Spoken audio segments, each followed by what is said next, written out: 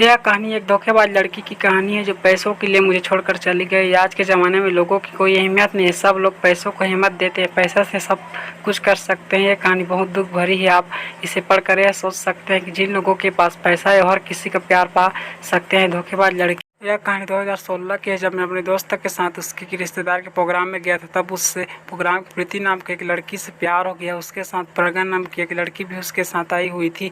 पता नहीं कैसे, मुझे तो पता ही नहीं चला और उससे उस लड़की को पटा ली। मुझे तो उसने यह बताई तब दोनों उस प्रोग्राम में एक दूसरे के नंबर के लिए थे। धोखेबाज लड़का कहने पर उन दोनों को बातें करते देखकर वहां से अपनी गाड़ी के पास आकर खड़ा हो गया। वहां आकर मैं अपना फ़ोन चलाने लगा। तभी मेरे दोस्त ने मेरे पास कॉल किया और मुझे ऊपर बुलाया। उसके कॉल करते ही मैं ऊपर चला गया। तब वो तीनों एक साथ बैठे हुए थे। मैं भी चुपचाप जाकर उनके पास बैठ गया। हम सब ने कुछ तरह की बातें करी और फिर मेरा दोस्त प्रीति को लेकर वहाँ से चला गया। उसके जाने के बाद में प्रज्ञा नाम की लड़की के पास बैठा हुआ था। हाल ही का मैं उसके पास बैठा, लेकिन मैंने उससे कुछ भी नहीं कहा। तब कि वो अपनी जगह से खड़ी होकर मेरे पास आकर बैठ गई और मेरे दोस्त के बारे में पूछने लगी, क्या करता है, कहाँ है, ये पहले भी किसी से प्यार करता था क्या, ऐसे ऐसे सवाल पूछने।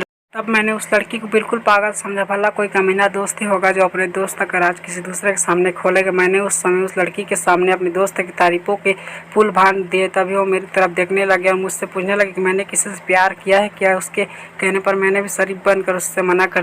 कुछ समय बाद मेरा दोस्त प्रीति के लेकर हमारे पास आ गई। फिर हम सब एक दूसरे से बातें करने लगे। मैंने और मेरा दोस्त उस प्रोग्राम में खाना खाकर अपने घर आ गए। घर आकर मैंने अपने दोस्तों को प्रज्ञा ने जो बात पूछी थी वो सारी बातें उसको बताई। उसके बाद उसने प्रीति के साथ बिताई वक्त को मेरे साथ।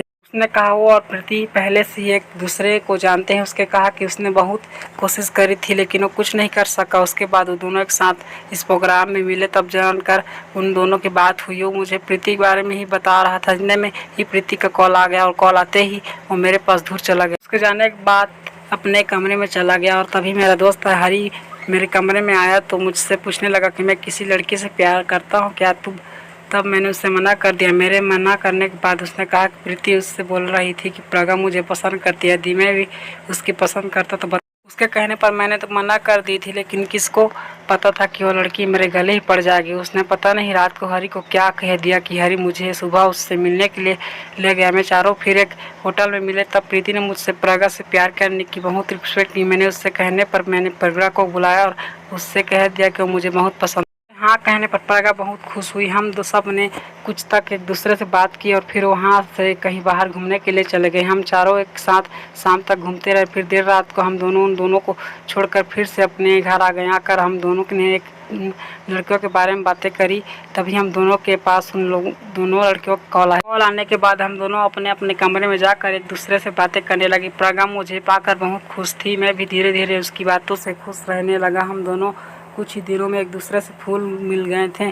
जब भी हम चारों को मिलने का मन करता हम सब बाहर घूमने के लिए चले जाते। तो जब मन करता हमारे घर के पास के पार्क में आ जाता। ऐसा कई महीनों तक चलता रहा। कोई भी रोक टोक नहीं थी, सब कुछ अच्छा चल रहा था। तभी प्रज्ञा ने मेरे पास कॉल किया और मुझे अकेले में मिलने बुलाया। उसके कहने पर मैं अकेला ही उससे मिलने के लिए चला गया। तब उसने कहा कि उसकी शादी होने वाली है, मुझसे बात नहीं कर सकती। उसकी शादी की बात सुनकर मुझे बहुत दुख हुआ। मैं उससे समझाया कि यदि कुछ दिन और रुक जाए तो मैं अपने घर वालों से हम दोनों की शादी की बातें कर, लेकिन उसको तो मुझसे छोड़कर जाना था। वो मेरी हर बात पर नया बहाना लगा देता। मैंने ज़्यादा और दिया।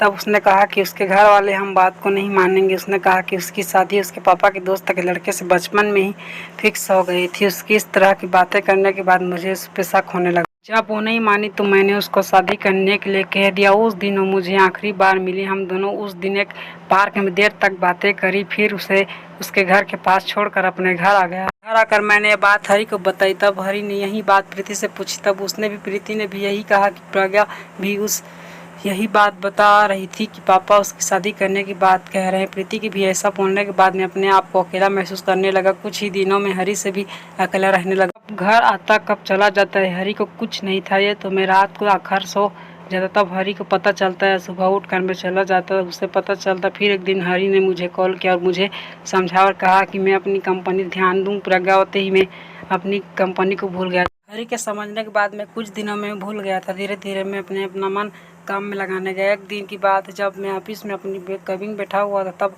एक लड़का मेरे पास जॉब के लिए आया। मैंने उसकी काफ़ी रिक्वेस्ट के बाद उसे अपनी कंपनी में रख लिए। तब उसने मुझसे रिक्वेस्ट की कि उसकी गर्लफ्रेंड को भी इसी कंपनी में जॉब